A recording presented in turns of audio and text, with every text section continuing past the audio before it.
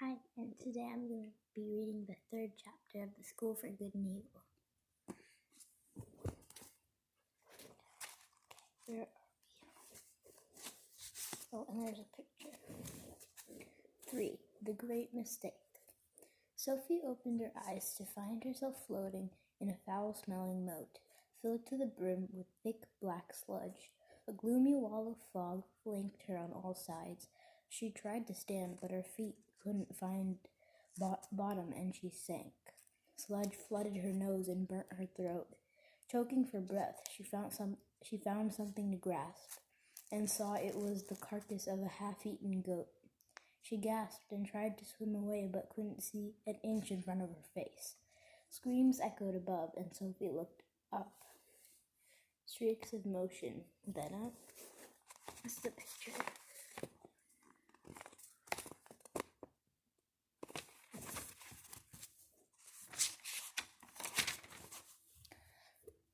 Then a dozen bony birds crashed through the fog and dropped shrieking children into the moat. When their screams turned to splashes, another wave of birds came, then another, until every inch of sky was filled with falling children. Sophie glimpsed a bird dive straight for her, and she swerved, just in time to get a cannonball splash of slime in her face. She wiped the glop out of her eye and came face to face with the boy. The first thing she noticed was he had no shirt. His chest was puny and pale, without the hope of muscle. From his small head jutted a long nose, spiky teeth, and black hair that drooped over his beady eyes. He looked like a sinister little weasel. "The bird ate my shirt," he said. "Can I touch your hair?" Sophie backed up. "They don't usually make villains with princess hair," he said, dog-paddling towards her.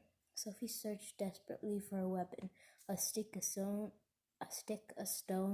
a dead goat. Maybe we could be bunk mates or best mates or some kind of mates, he said, inches from her now. It was like Radley had returned into a rodent and developed courage. He reached out his scrawny hand to touch her, and Sophie readied a punch to the eye.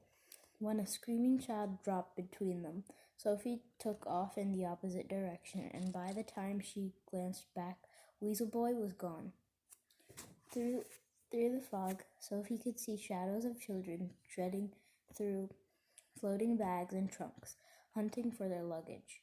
Those that managed to find them continued downstream toward ominous howls in the distance.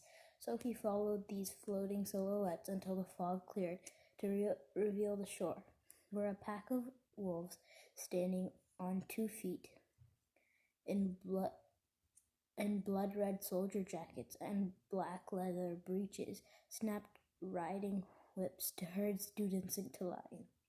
Sophie grasped the bank to pull herself out, but froze when she caught her reflection in the moat.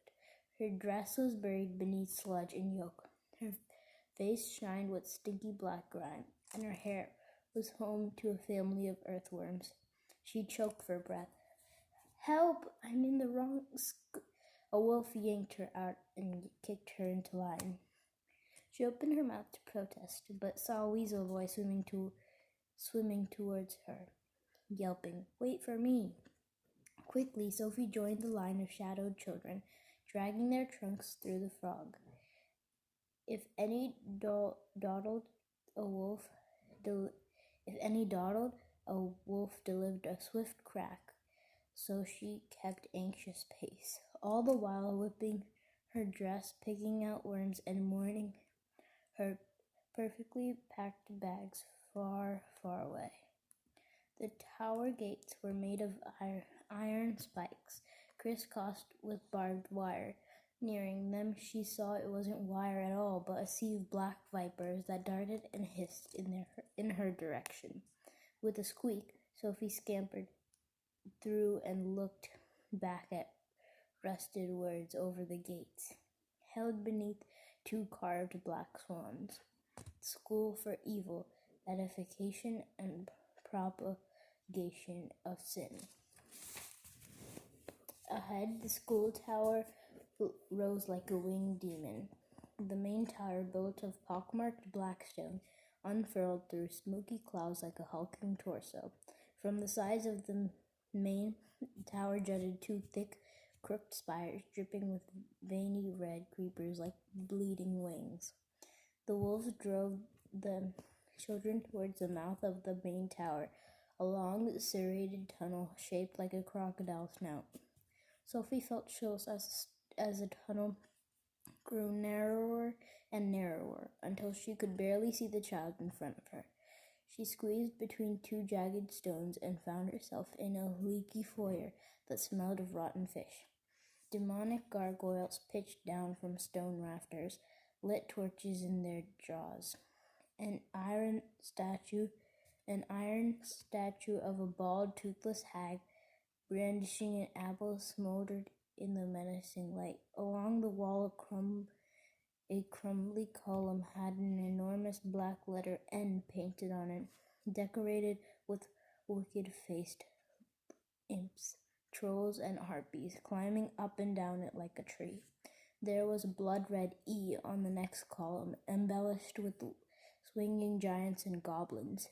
Creeping along in the interminable line, Sophie worked out what the column spelled out, Never, then suddenly found herself far enough into the room to see the lion snake in front of her.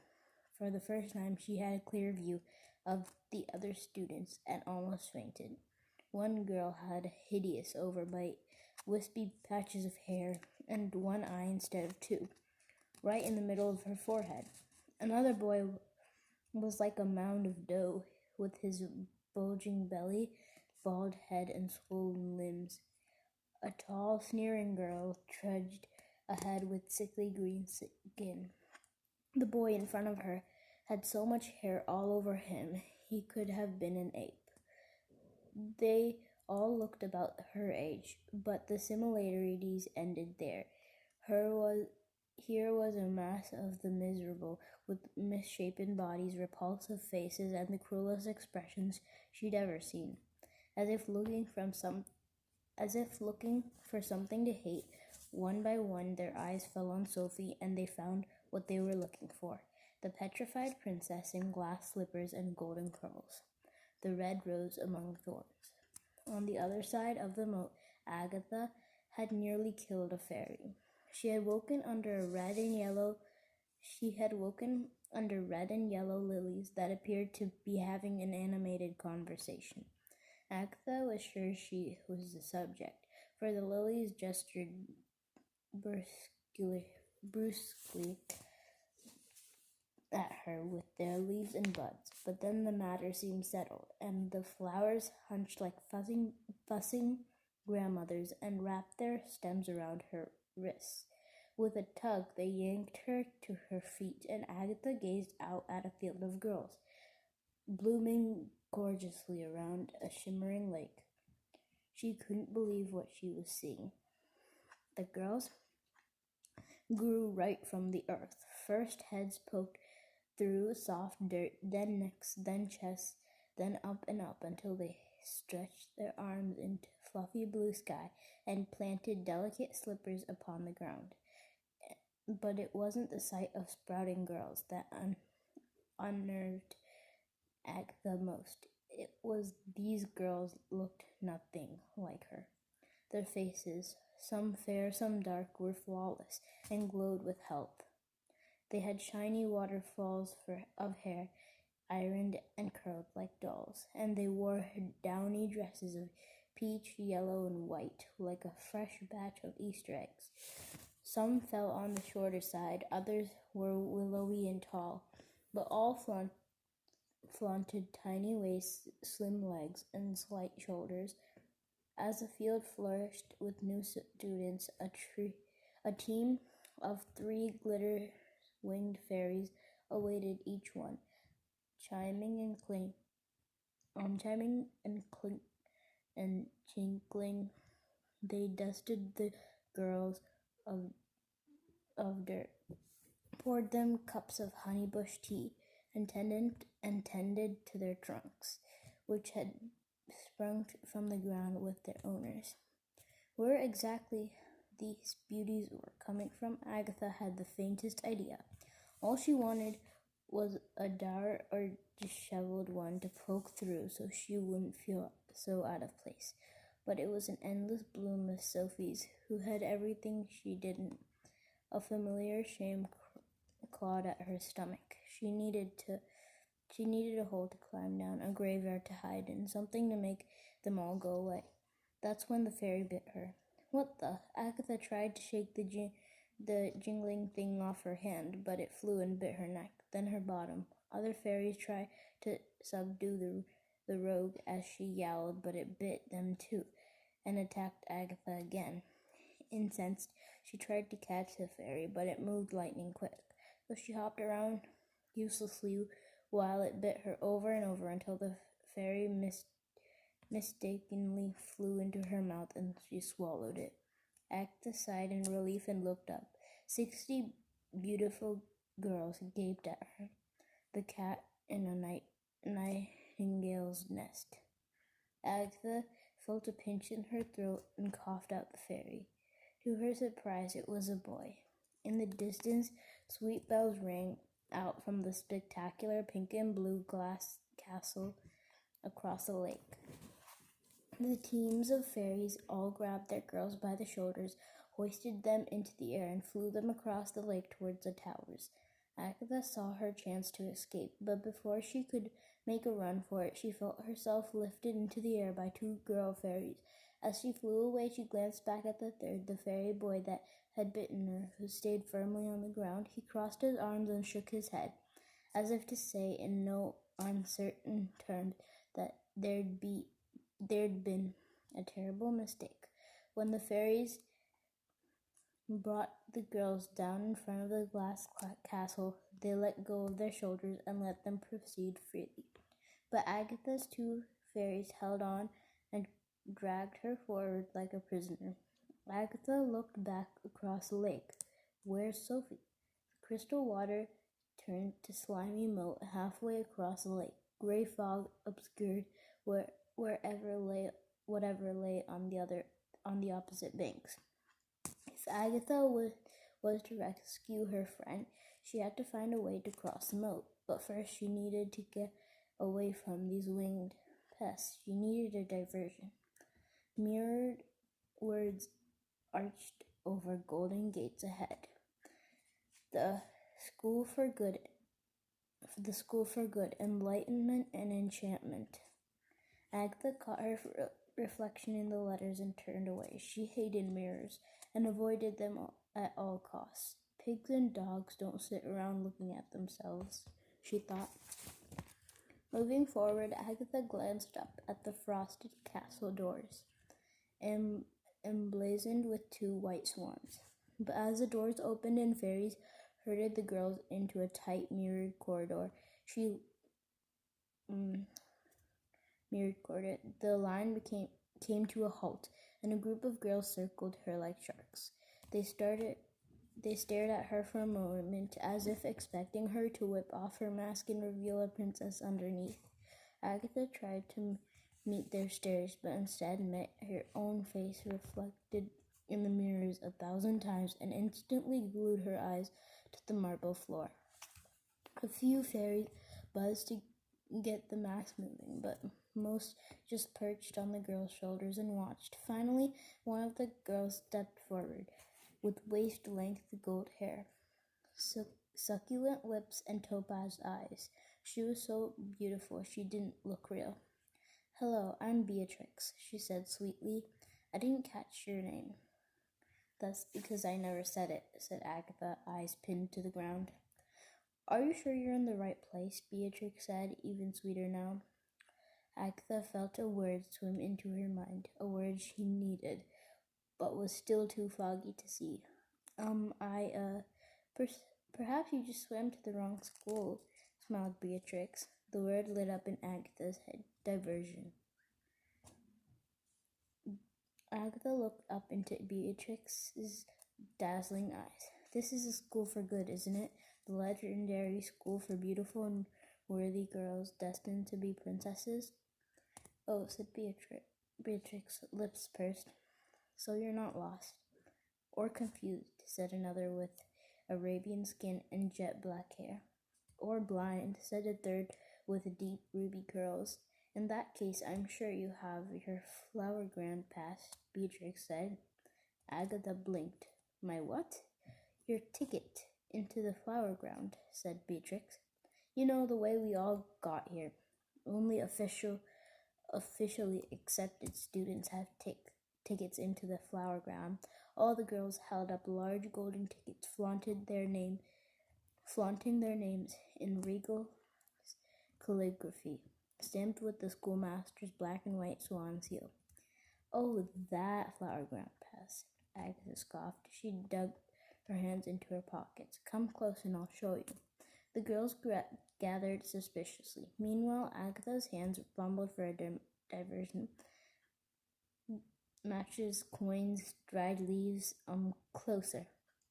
Murmuring girls huddled in. It shouldn't be this small, Beatrix huffed. Shrunk in the wash, said Agatha, scraping through more matches, melted chocolate, a headless bird. Reaper hid them in her clothes. It's here somewhere. Perhaps you lost it, said Beatrix. Mothballs, peanut shells, another dead bird. Or misplaced it, said Beatrix. The bird, the match. Light the bird with the match? Or lied about having one at all. Oh, I feel it now. But all Agatha felt was a nervous rash across her neck. You know what happens to intruders, don't you? Beatrix said. Here it is. Do something. Girls crowed her ominously. Do something now. She did the first thing she thought of and delivered a swift, loud fart. An effective diversion creates both chaos and panic. Agatha delivered on both counts. Vile fumes ripped through the tight corridor as squealing girls stampeded for cover, and Fairy swooned at first smell, leaving her a clear path to the door. Only Beatrix stood in her way. Too shocked to move, Agatha took a step toward her and leaned in like a wolf. Boo! Beatrix fled for her life. As Agatha sprinted for the door, she looked back with pride as girls collided into walls and trampled each other to escape. Fixed on rescuing Sophie, she lunged through the frosted doors, ran for the lake, but just as she got to it, the waters rose up in a giant wave, and with a tidal crash slammed her back through the doors, through screeching grills, until she landed on her stomach in a puddle.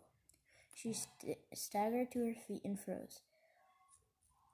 Welcome, new princess, said a floating 7-foot nymph.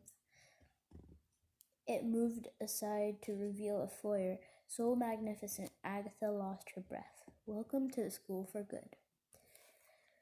Sophie couldn't get over the smell of the place. As she lurched along with the line, she gagged on the mix of unwashed bodies, mildewed stone, and stinking wolf. Sophie stood on her tiptoes to see where the line was headed, but all she could see was an endless parade of freaks. The other students threw her dirty looks, but she responded with her kindest smile, in case this was all a test. It had to be a test, or glitch, or joke, or something. She turned to a gray wolf. Not that I question your authority, but might I see the schoolmaster?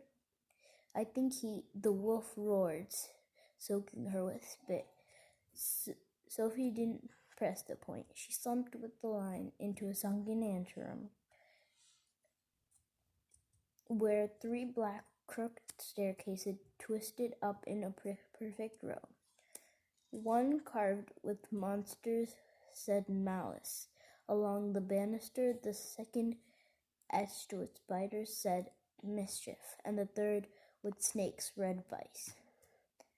Around the 3 staircases, Sophie noticed the walls covered with different colored frames.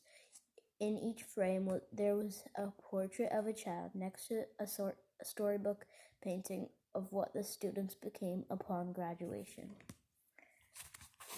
A gold frame had a portrait of an elf an elfish little girl, and beside it a magnificent drawing of her as a revolting witch standing over a comatose maiden. A gold plaque stretched under the two illustrations. Catherine of Foxwood, Little Snow White, villain. In the next gold frame there was a portrait of a smirking boy with a thick unibrow, along a painting of him all grown up, brandishing a knife to a woman's throat. Drogon of Murmuring Mountains, Bluebeard, villain. Beneath Drogon there was a silver frame of a skinny boy with shock blonde hair, turned into one of a dozen ogres savaging a village. Keir of Netherwood, Tom Thumb, henchman. Then Sophie noticed a decaying bronze frame near the bottom with the tiny bald boy, eyes scared wide, a boy she knew. Bane was his name. He used to bite all the pretty girls in Gavaldon until he was kidnapped 4 years before. But there was no drawing next to Bane, just a rusted plaque that read, failed. Sophie looked at Bane's terrified face and felt her stomach churn. What happened to him? She gazed up at thousands of gold, silver, and bronze frames, cramming every inch of the hall. Witches slaying princesses, giants devouring men, demons igniting children, heinous ogres, grotesque gorgons, headless horsemen, merciless sea monsters, once awkward adolescents, now portraits of absolute evil. Even the villains that had died gruesome deaths, Rumpelstiltskin, the beanstalk giant, the wolf from Red Riding Hood, were drawn in their greatest moments, as if they had emerged triumphant from their tales. Sophie's gut took another twist when she noticed the other children gazing up at the portraits in awed worship. It hit her with a sick clarity. She was in line with future murderers and monsters. Her face broke out in a cold sweat. She needed to find a facility member, someone who would search the list of enrolled students and see she was in the wrong school. But so far, all she could find were wolves that couldn't speak, let alone read a list. Turning the corner into a wider corridor, Sophie saw a red-skinned horned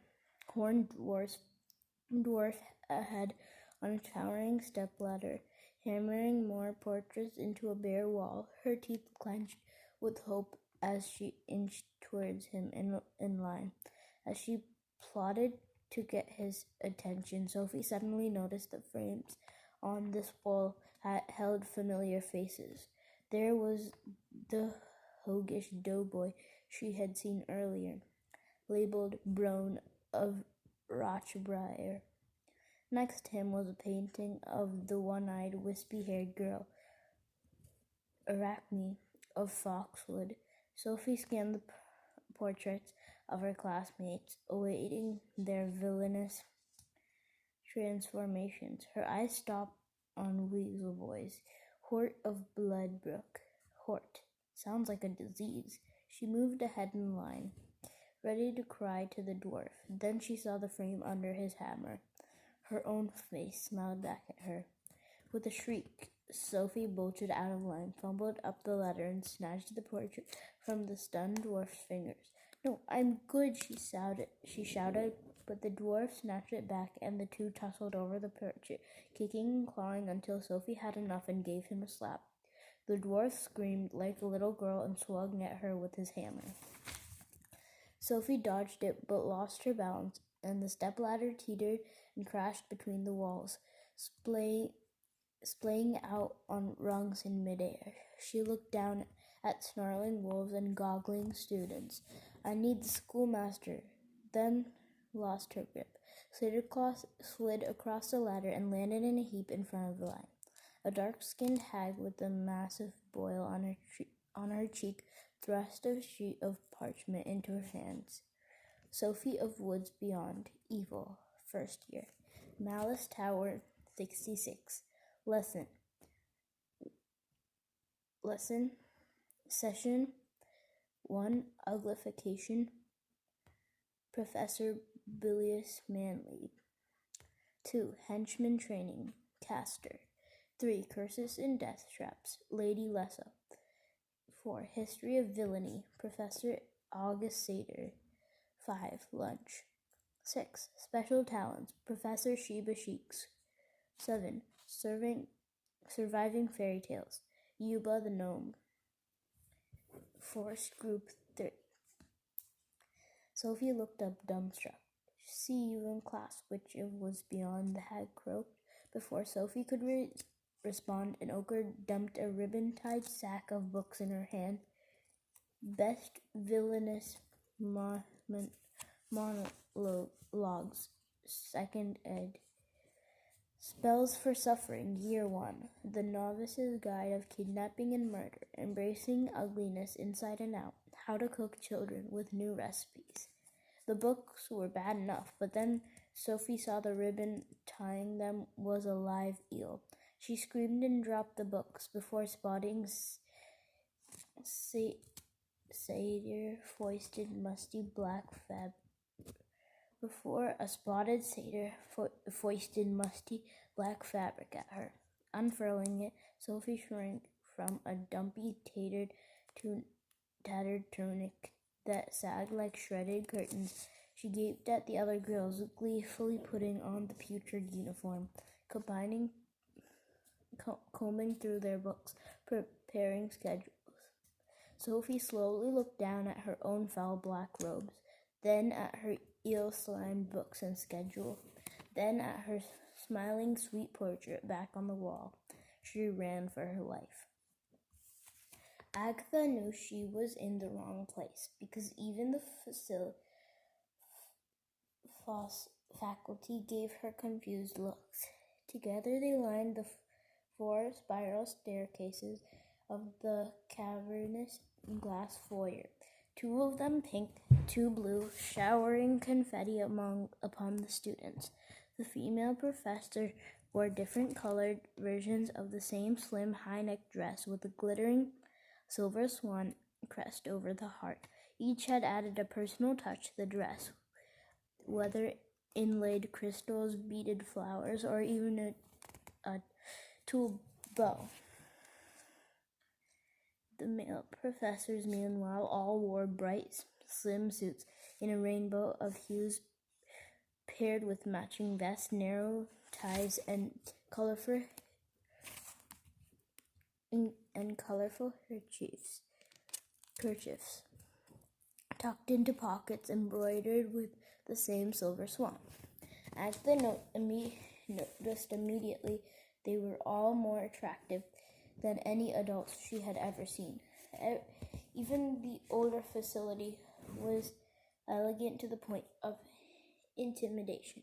Agatha had always tried to convince herself beauty was pointless because it was temporary. Here was proof that it lasted forever. The teachers tried to disguise their nudges and whispers upon seeing the dripping wet, misplaced student, but Agatha was used to catching these things. Then she noticed one who wasn't like the rest. Haloed against a stained glass window with a shamrock green suit, silver hair, and shiny hazel eyes, he beamed down at her as if she completely belonged. Agatha reddened. Anyone who thought she belonged here was a loon. Turning away, she took comfort in the glowering girls around her, who clearly hadn't forgiven her for the incident in the hall. "Where are the boys?" Agatha heard one ask another, as the girls filed in front of 3 enormous floating nymphs with neon hair and lips, who handed out their schedules, books, and robes. As Agatha followed the line behind them, She had a better look at the majestic stair room. The wall opposite her, an enormous pink painted E with loving drawn angels and so fluttering around its edges. The other three walls had painted letters too, spelling out the word EVER in pink and blue.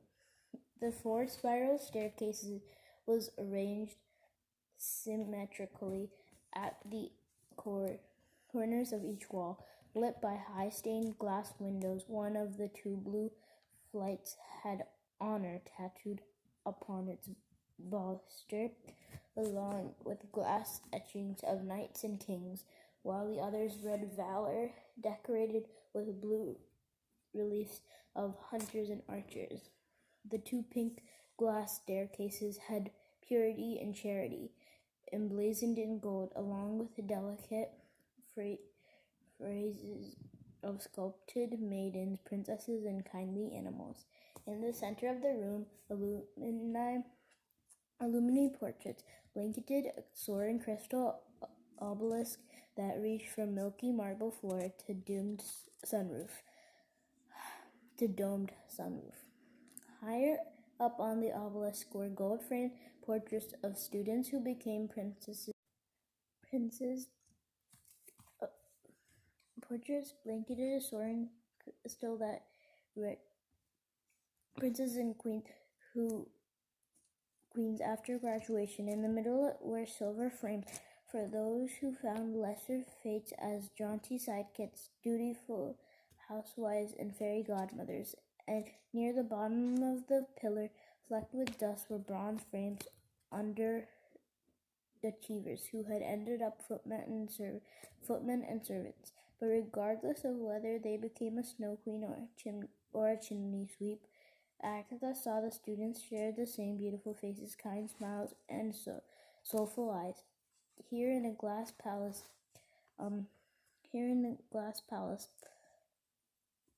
was Miss Miserable, and surface of graveyards and farts. Agatha waited with bated breath until she finally reached a pink-haired nymph. "There's been a mix-up," she panted, dripping water and sweat. "It's my friend Sophie who's supposed to be here." The nymph smiled. "I tried to stop her from coming," Agatha said, voice quickened with hope, "but I confused the bird, and now I'm here, and she's in the other tower, but she's pretty and likes pink, and will look at me. I know you need students, but Sophie's my best friend, and if she stays, then I have to stay, and we can't stay. So please help me find her so we can go home." The nymph handed her a piece of parchment. "Agatha of Woods Beyond. Good, first year. Purity Tower 51. 1. Beautification. Professor Anemone. Professor Emma Anemone. 2. Princess Etiquette. Pollux. 3. Animal Communication. Princess Uma. 4. History of Heroism. Professor August Sater. 5. Lunch. 6. Good Deeds. Professor Clarissa Dovey. 7. Surviving Fairy Tales. Forest Group Number 3. Yuba the Gnome. Agatha stared at it, stupefied, but a green-haired nymph thrust her a basket of books. Some peeked out. The Privilege of Beauty, Winning Your Prince, The Recipe Book for Good Looks, Princess with a Purpose, Animal Speech 1, Barks, Neighs, and Chirps. Then a blue-haired nymph held up her uniform, an appalling short pink pinafore, sleeves poofed with carnations, worn over a white lace blouse that seemed to be missing 3 buttons. Stunned, Agatha looked at future princesses around her, tightening their pink dresses. She looked at books that told her beauty was a privilege, that she could win a chiseled prince, that she could talk to birds. She looked at a schedule meant for someone beautiful, graceful, and kind. Then she looked up at a handsome teacher, still smiling at her, as if expecting the greatest things from Agatha of Gavaldon. Agatha did the only thing she knew how to do when faced with expectations.